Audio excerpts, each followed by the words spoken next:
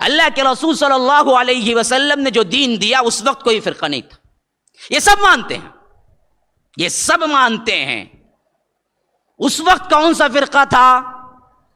کوئی فرقہ نہیں تھا. جتنے فرقے بنے وہ بھی مانتے ہیں کہ ہم سب بعد میں آئے, اللہ کے رسول کے دور میں کوئی فرقہ نہیں تھا. ہاں, یہ سب مانتے ہیں. ہر فرقہ جو قدیم ترین فرقے ہیں وہ بھی دراصل کیا ہیں؟ مانتے ہیں کہ وہ نہیں تھے. ایک مرتبہ ایک مناظرہ ہوا,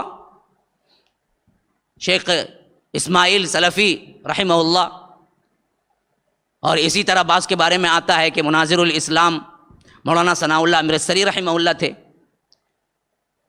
کہ مناظرہ اس پہ تھا کہ شیعہ برحق ہیں, اور وہ اسٹیج پہ پہنچے تو اپنی جوتیاں نکال کے بغل میں رکھ لیا. کہا کہ مولانا جوتیاں کیا ہے, بغل میں کیوں رکھے ہوئے ہیں؟ مناظر ہے, سامنے لوگ بیٹھے ہوئے ہیں, مذاق اڑائیں گے, آپ آئیں ہمارے سوالات کا جواب دیں. تو انہوں نے کہا کہ نہیں جی, میں اپنے بڑوں سے سنا ہوں کہ اللہ کے رسول کے زمانے میں شیعہ جو ہے نا چپل چوری کر لیتے تھے, اس واسطے میں بغل میں رکھا ہوں. تو وہاں کا جو مناظر بڑا تھا اس نے جھٹ سے کہا کہ ارے کیا بات کر رہے ہیں, شیعہ تو اللہ کے رسول کے دور میں تھے ہی نہیں. بولا کہ پھر مناظرہ ختم, جا کے آتا ہوں, السلام علیکم. تم خود مانتے ہو نہیں,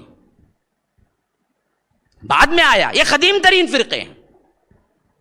شیعہ سب سے قدیم ترین فرقہ ہے اگر دیکھا جائے تو, لیکن اس کا بانی مبانی یہودی ہے, عبداللہ ابن سبا, اسی سے چلا. اسی دور کی پیداوار کا دوسرا فرقہ خارجی ہے. دو انتہاؤں پہ پہنچ گئے. ایک فرقہ وہ تھا جو اللہ کے رسول صلی اللہ علیہ وسلم کے خاندان کو الوہیت میں شامل کر دیا, جو شیعہ تھا.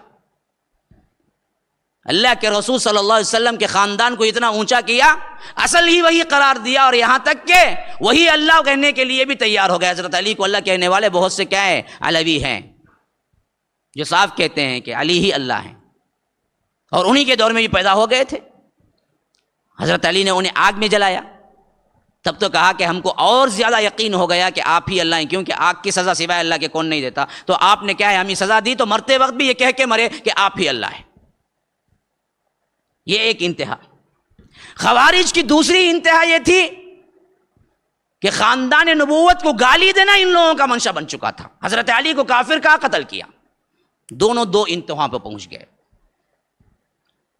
اب جب دو انتہا پہ پہنچے تو میانہ روی اختیار کرنا اصل میں کیا ہے؟ اسلام ہے. تو اہل السنہ والجماعہ اپنے آپ کو اہل الحدیث, اہل الاثر, اہل السلف, یہ نام سے اپنے آپ کو متعارف کروایا. فرقہ کوئی نہیں تھا, یہ وہی اسلام تھا جو اللہ کے رسول کے زمانے میں اسلام تھا.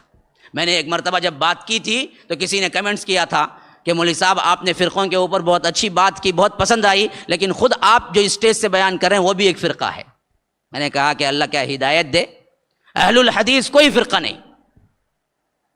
جب دو انتہاؤں پہ پہنچ گیا اور لوگ دو طرف بدل گئے, بڑھ گئے, تو اب صحیح کیا ہے, اس کے لیے نام دینا پڑا. مسلمان بڑے تو کون سے مسلمان بھائی؟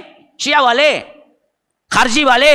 کہا کہ نہیں جی, اہل السنہ والے جو سنت کو مانتے ہیں, جو اللہ اور اس کے رسول کو مانتے ہیں.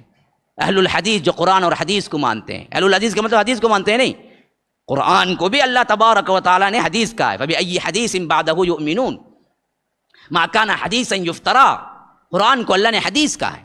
اہل الحدیث کا مطلب یہ ہے کہ قرآن اور حدیث کو ماننے والے. ہر مسلمان افریقہ کے کونے میں جنگل میں رہنے والا بھی جس کا عقیدہ یہ ہے کہ ہم قرآن و سنت کو مانتے ہیں, وہ اہل الحدیث ہے. کوئی فارم فل کر کے آتا ہے تو وہی اہل حدیث بنتا ہے.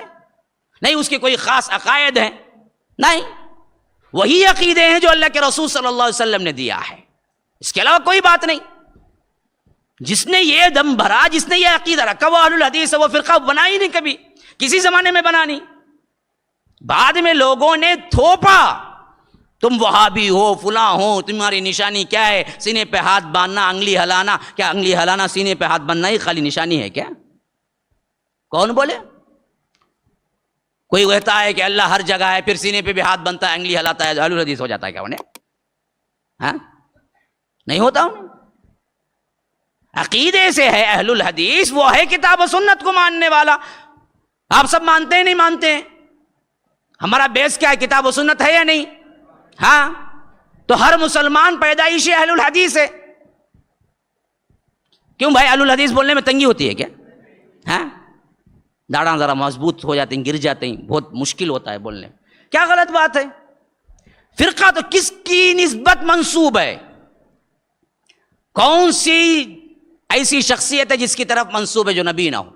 ہاں جیسا کہ امام ابو حنیفہ کی طرف منسوب ہے، امام مالک کی طرف منسوب ہیں لوگ، امام شافعی کی طرف منسوب ہیں لوگ، امام احمد بن حنبل کی طرف منسوب ہیں لوگ، یا کوئی کیا ہے دیوبندی جگہ کی طرف منسوب ہے، کوئی کیا ہے سحر وردی کیا ہے ان کے خاندان کی طرف منسوب ہے، ان کے قبیل نقشبندی ان کے قبیلے کی طرف منسوب ہے، بریلوی کیا ہے ان کی جگہ کی طرف منسوب ہے.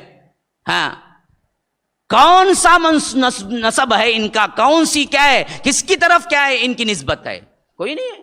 کتاب اللہ سنت رسول اللہ کی طرف نسبت ہے، اس کے علاوہ کچھ نہیں.